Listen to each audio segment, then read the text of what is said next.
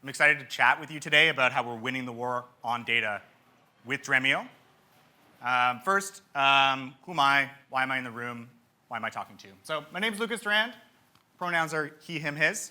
And I'm with TD Securities, which is the capital markets investment banking side of TD Bank, which I think we've mentioned a couple times in other sessions today, is just outside the window, if you want to look.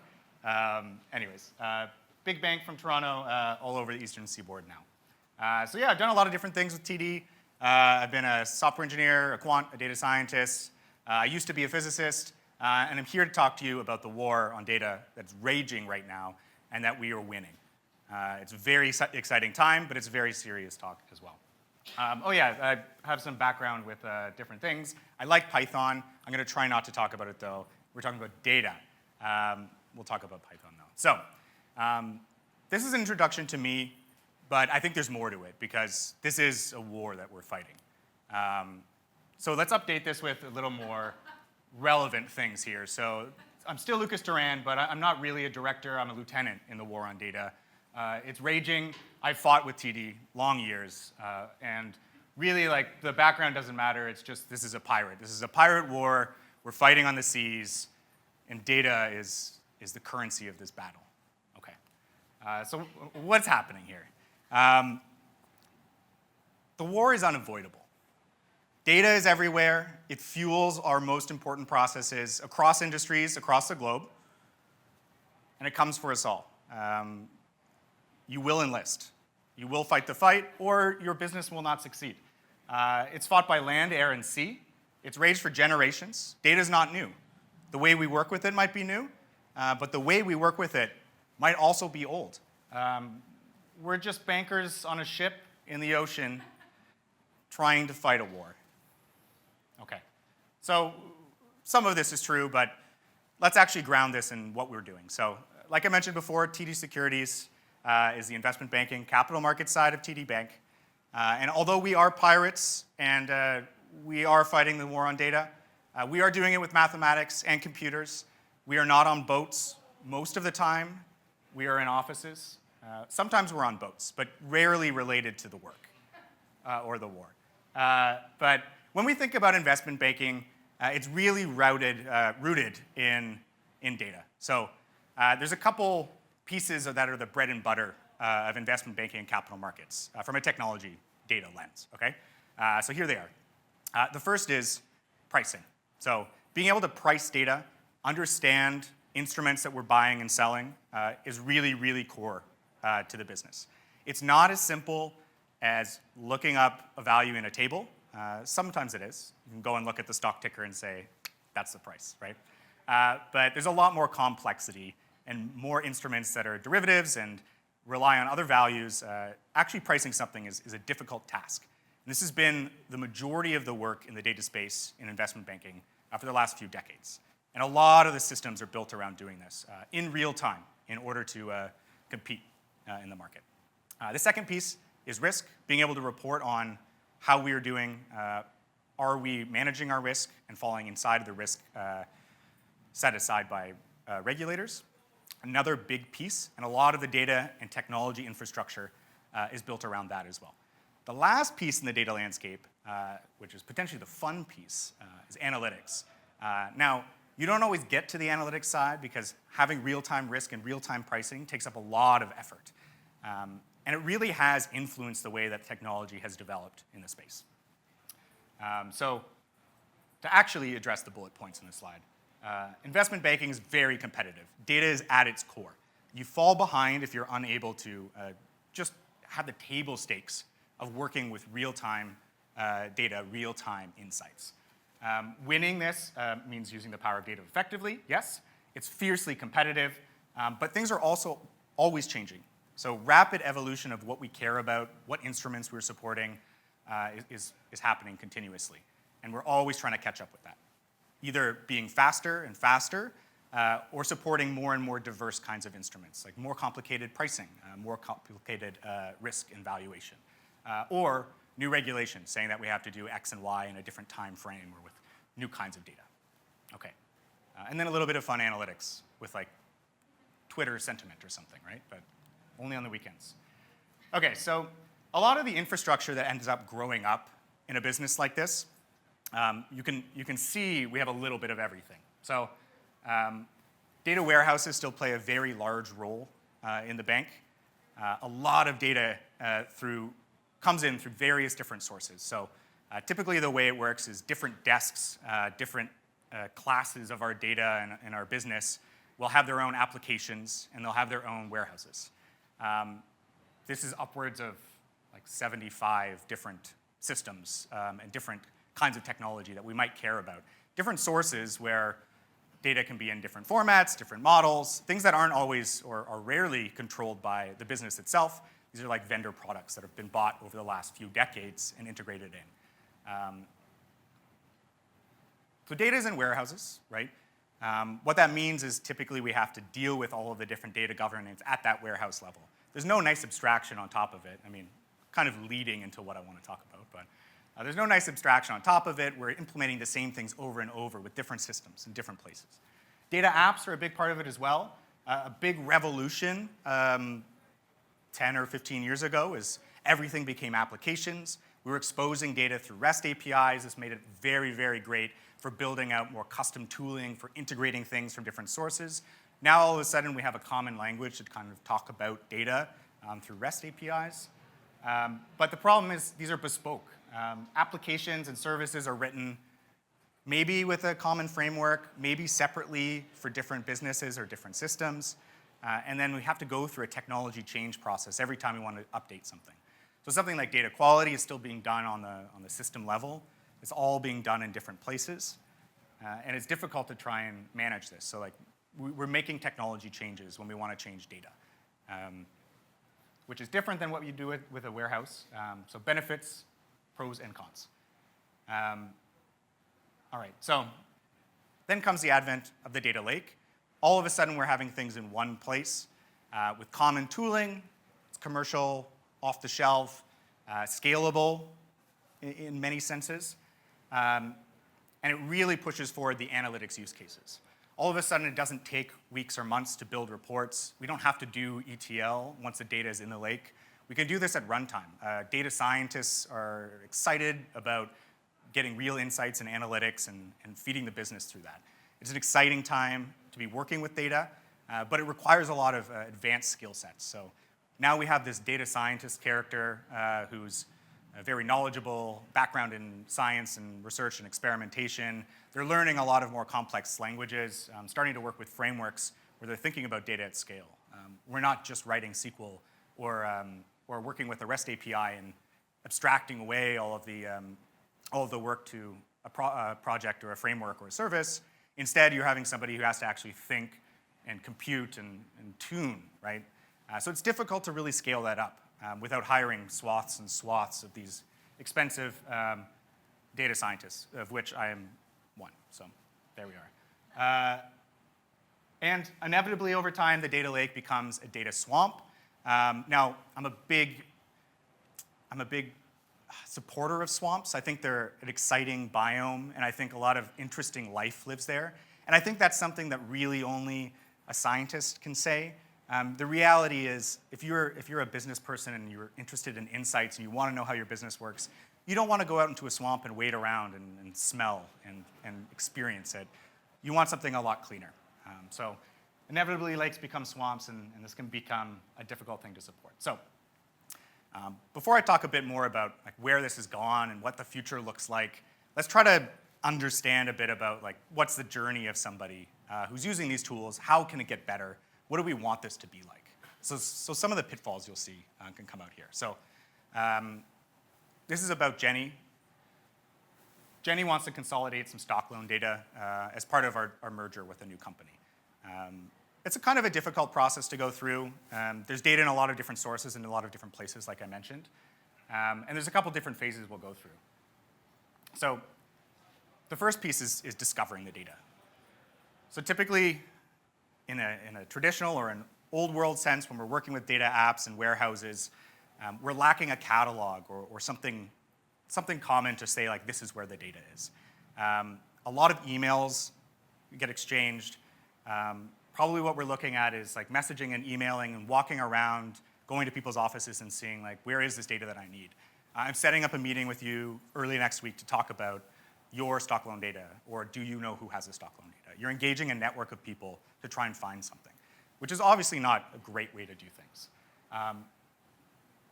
Another piece of this is that probably what you end up getting at the end of the day is somebody else's derivative extractive data. Oh, I have a copy of this. It's an Excel file. I'll email it to you. Is this what you want?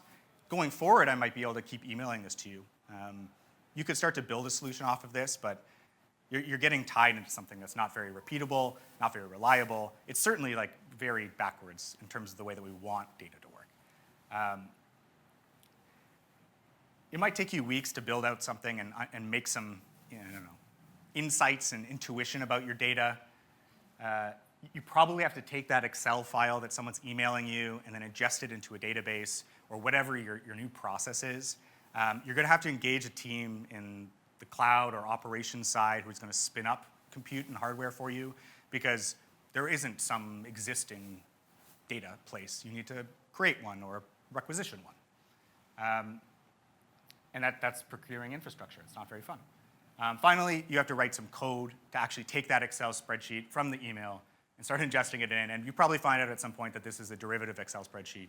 And there's a real source somewhere that you can get access to. And once the firewalls are opened, you can connect to it, and you can start to build out your process, right? And nothing's really gotten better throughout all this. We've gone through this somewhat antiquated ETL process with like way too many emails, and the spreadsheet was involved, and it should never have been involved. It's not good. And then at the end of all of this, you've built a technology process. Hopefully over time, you've started to build out some common framework for it, but likely what you have to do is you've set up some logging, monitoring, and alerting, and now you have your own little technology process that is going to tell you when things are good and bad, but it's all very bespoke. It's all very hard to maintain. Using Dremio, we can do a lot better than this. So our whole data discovery piece is solved by having a data catalog and having a data catalog that's automatically generated from our metadata, from our data. So that makes it really easy for me to look around and see, does anything here look like the kind of thing that I need? Worst case scenario, you're still reaching out to an owner of that data in order to find out more about it. But the best case is you can see, evaluate, and understand that this is the data that you need. You can start to build out that process. We can work directly inside of the platform. We don't need to requisition new hardware. This is a modern scaling solution. We don't need to build out something custom just to work with it. In terms of architecture, we maybe don't even need to build out some custom code or a loader or some sort of connection. We can virtually define how we need things to move around in order to be in a format that we can use. Very exciting. And in terms of development, potentially we don't have to write pipelines either. Really, we could focus on a governance process now where we're working through approving the data, making sure it's in the formats we want, and doing that in all a very transparent way. And maintenance is great. We can just use APIs. We can just access the data.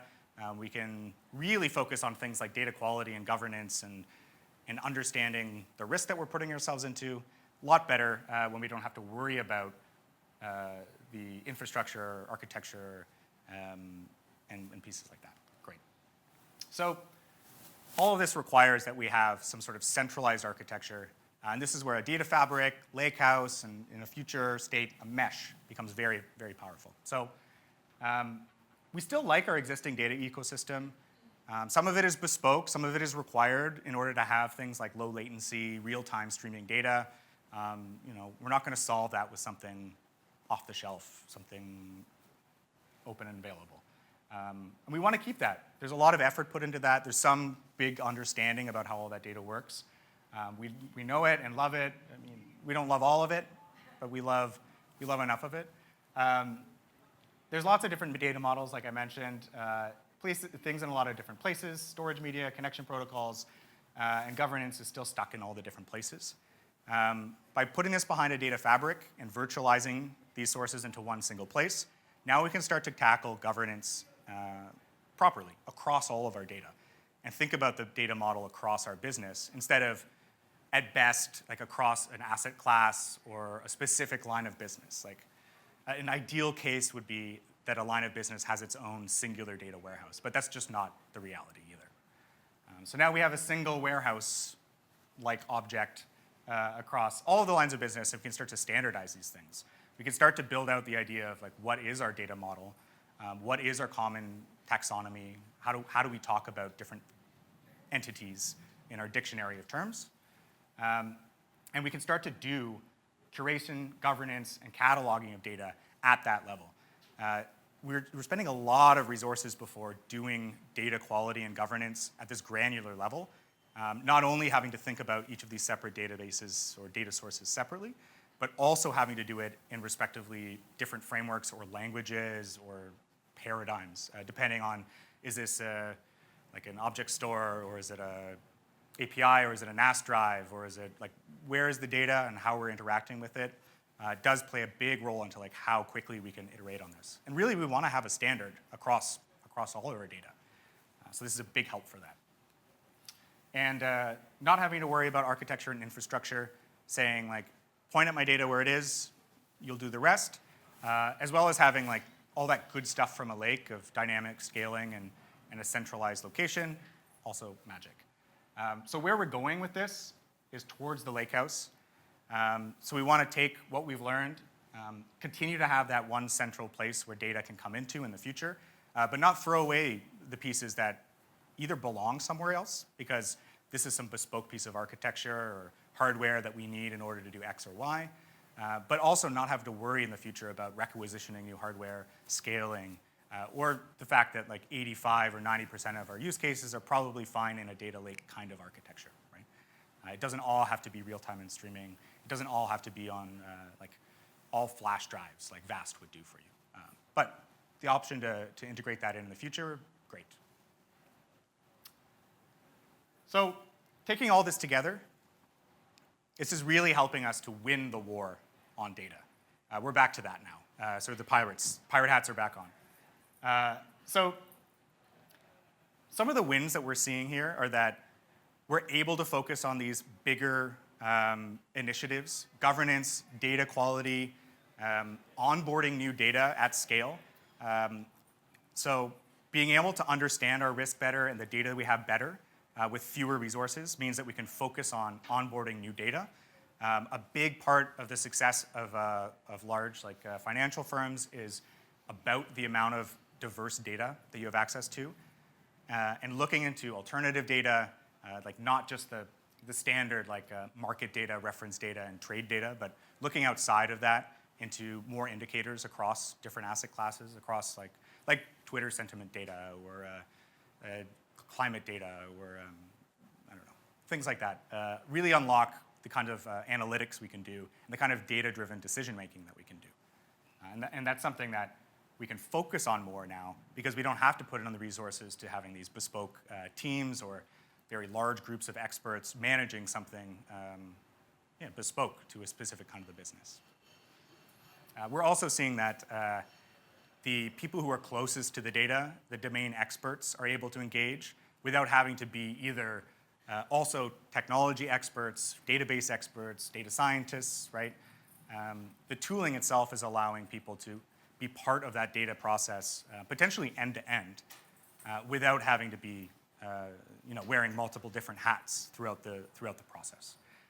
And so we're seeing our like high value customers engaging directly, which is fantastic, and how we want to kind of take that knowledge and derive value from it. Fantastic. So this is the story I wanted to put out here about how we're fighting the war on data, how it's winning, and how it's starting to allow us to differentiate ourselves more against our top competitors. And it's absolutely a big driver towards our goals of being a top 10 investment bank. So huge thanks to the data and to Dremio. It's really something we're seeing driving in the last couple of years since adopting this. So I do want to introduce the concept now of Q&A. Love to hear some questions from you and answer them. And just to say thanks for tuning in and for coming to the room, which is hot, I will mention. So hot. It's very hot. I also wanted to flash over like a thanks, I think. And if anyone's interested in Python and the unofficial Dremio client, and wants to chat later, I think that would be cool. I'm interested in like, is this still relevant? Do we want to revive it? Could this be an open source collaboration? Just really curious about it. But